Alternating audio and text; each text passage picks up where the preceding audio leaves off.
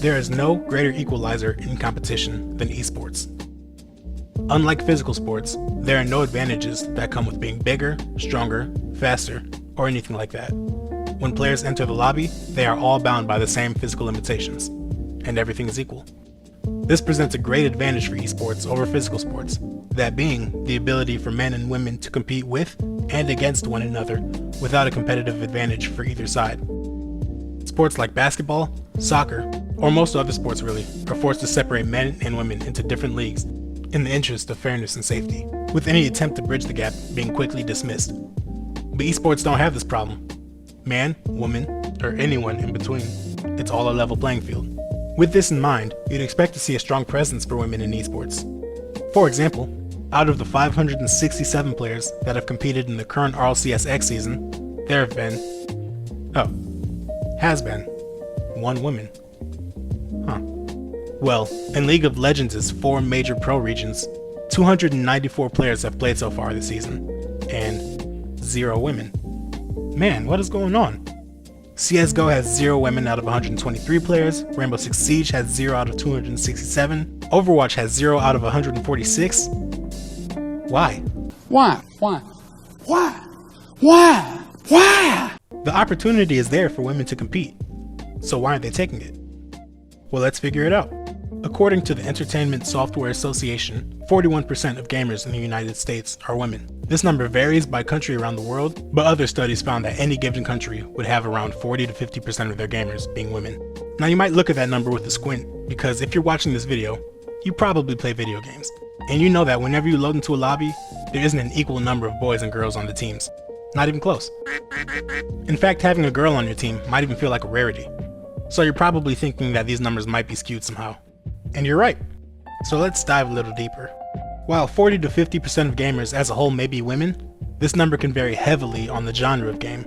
And Quantic Foundry reported in 2017 that the 2 most popular genres for girls are by far Match 3 games and farming simulators. The Match 3 genre includes games like Candy Crush and Bejeweled, and farming simulators include games like Stardew Valley and Farming Simulator. While these definitely count as video games, the focus of this video is on esports, and you're not going to see any competitions that revolve around these type of games, so let's move on to... Wait, what? You said that we won't be seeing any competitions around these games, correct? Well, there is a clear contradiction in what you said there. Contradiction? There's no way that people are competing in these games. But that's where you're wrong, Buttery. Observe. So this is it, the Candy Crush All-Stars finale. The moment crushers all over the UK have been practicing for, and let's be honest, crushing for. You might be like, Stardew Valley esports is not esports, right? Oh, but like, esports. but how does this all work exactly? We don't really know, right? Well, let's tell you. This is mostly going to be an achievement hunt, if you're familiar with that. There's a lot of things you can do in this game, and we've put cash prizes on each of them. You got to be the first one to do it, or be the one who does it the best.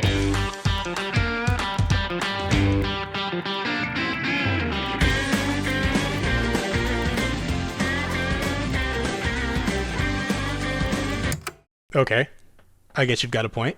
But these sorts of competitions are extremely rare, and don't have nearly as big of a following as the other top tier esports. So we'll get back to those later, and for now, let's just focus on the genres for the most popular esport games, and specifically the ones I mentioned earlier. These include MOBAs, first-person shooters, and sports games. The percentage of women playing these games is much lower than the top categories, and it's even way below the average participation numbers. But it's still not 0, which is significant. Because in the perfect world, we would expect the percentage of women in pro leagues to match the number of women in the general player base for any given genre. And if that were the case, the number of women in pro leagues would look more like this. But this world is far from perfect, and instead, we have goose eggs. +1. So what's really going on here? Given everything I said earlier about the fairness of competition between men and women in esports, and the presence of women in these games, there has to be something that's keeping them from playing. I'm sure the answer that comes to some people's mind is, Well, clearly they're just not good enough. Girls were never meant to play video games in the first place anyways, and boys are clearly the superior gamers. but there's just no evidence to support this claim. If all women weren't good enough to compete, then there would be no competitors, which is far from the truth. If that were true, then we wouldn't have Karma, who has been competing in the Rocket League Pro scene for about 4 years, consistently making it to top level competitions. We wouldn't have Scarlet, an elite StarCraft 2 player who won her first major tournament in 2012 and has maintained her top level play ever since. And you wouldn't have Geguri, who started her professional Overwatch career back in 2016, which continued through her time with the Shanghai Dragons during the 2020 Overwatch League season. And these three are far from the only examples that we have. If women weren't good enough to compete at the top level, then there would be no women competing at the top level. Like basketball, for instance, it's generally accepted that women aren't able to compete with men, and this is evidenced by the fact that no woman has made it to the NBA. But, hypothetically, let's say there was a woman who was good enough, who made it to an NBA roster and became a solid contributor for that team. She would then be the proof that women are good enough to compete against men, negating the arguments from people who said that they weren't. For esports, this isn't just a hypothetical scenario, but it's something that happens time and time again across the scene. And each of these women are in fact proof that women can compete at the highest level, opening the door for other women to do the same. And on top of that, if women really weren't good enough to play professionally, then one thing we'd see throughout the esports scene would be more women in low tier and developmental leagues, not in the higher tier leagues, since in theory, they would be hard stuck and unable to make it to the top because they're supposedly not good enough. But these lower tier leagues are equally lacking in women participants, so this isn't the case either. It's not that they're trying and failing to reach the top. They aren't even trying in the first place. They just aren't very present in the esports scene at all. At least not in the way that you'd think. Objection! Again? Man, what do you want? You just said that they aren't very present in the scene at all. Well, there's a contradiction? Yes, I know. Remember what I said? At least not in the way that you'd think? I was literally about to bring it up. So can I continue? Yes, you can continue. Sorry for interrupting. Nah, you're good. Don't worry about it. I shouldn't have snapped at you like that. We good? Yeah, we're good. Although you are controlling what I say, so it's not like I have much So time. anyways, now would be a good time to bring up the fact that there are some esports leagues where women have a significant presence. And actually the only presence. There are competitions in different games that provide a chance for women to play against each other without any men involved. For example, Rocket League has the Women's Carball Championship, and CSGO has various designated female tournaments in partnership with organizations like IEM and DreamHack, which at first glance can seem kinda weird. These leagues don't come close to top tier leagues in terms of prize winnings or exposure, and many of the players here are playing at an extremely high level. Yet none of these teams or players are seen pushing for the top level. If these leagues do prove one thing for sure though, it's the fact that the desire to compete is there for these women, but despite the benefits of the top tier leagues, they would still rather compete in their own leagues against other women. Why would they willingly separate themselves like this from the rest of the pro gaming community? I think the answer is simpler than you might think, and it all boils down to one word.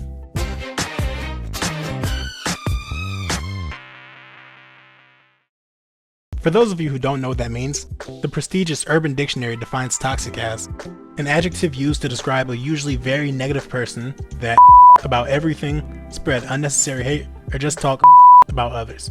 You can meet these people in any online game community and there we go.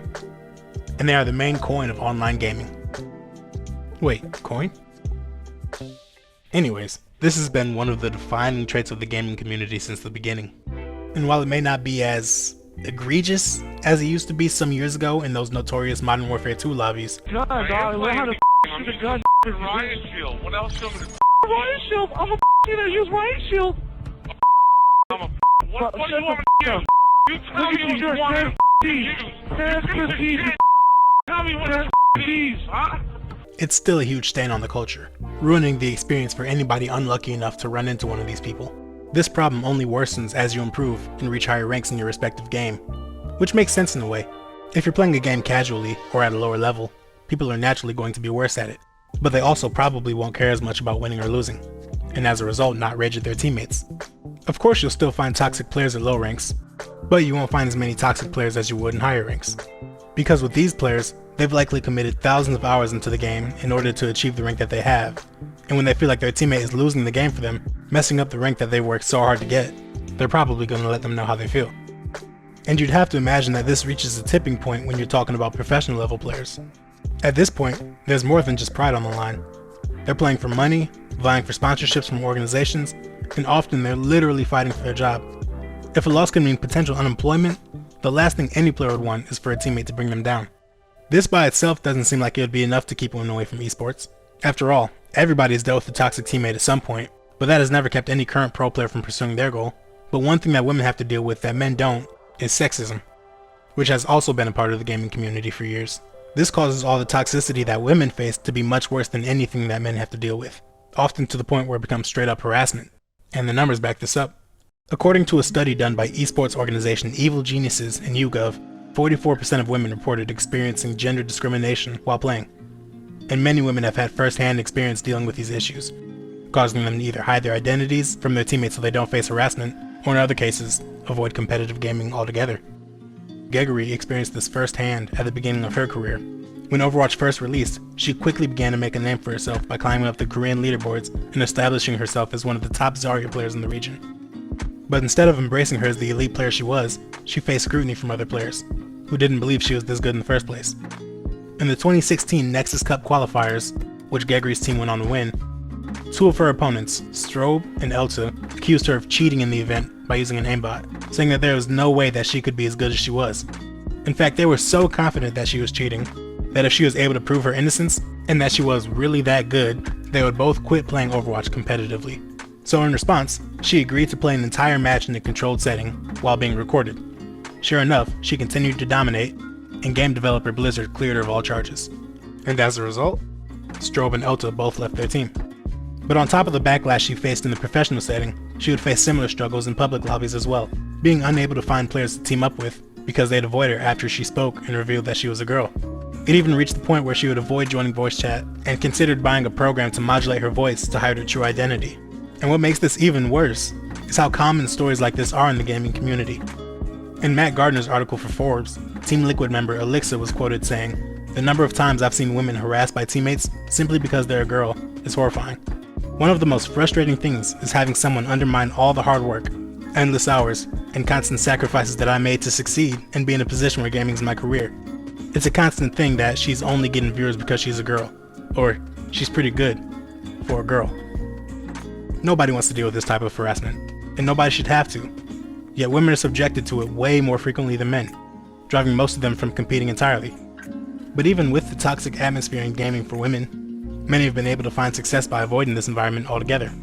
Out of the top 10 women in esports in terms of career earnings, 7 of them earn their money by playing one-on-one competitions.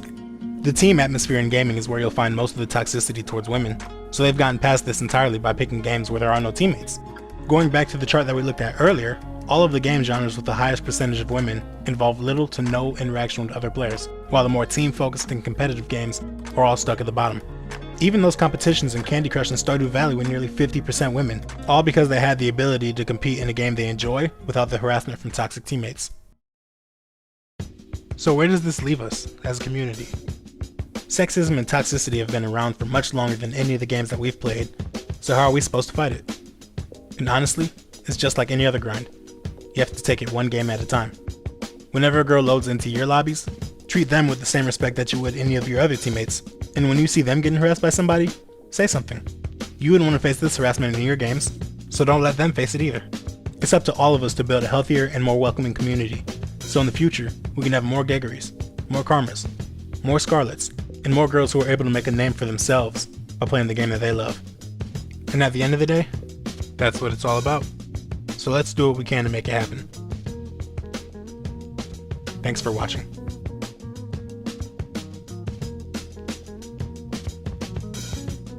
Hello everyone. I hope you enjoyed the video. Be sure to leave a like and comment, and please consider subscribing to the channel. It pleases the algorithm. If you sub, I promise to make sure that Buttery doesn't wait 2 years to release his next video. Ha ha ha ha, ha ha. Ha ha. Ha. This is getting awkward. I'm going to leave now.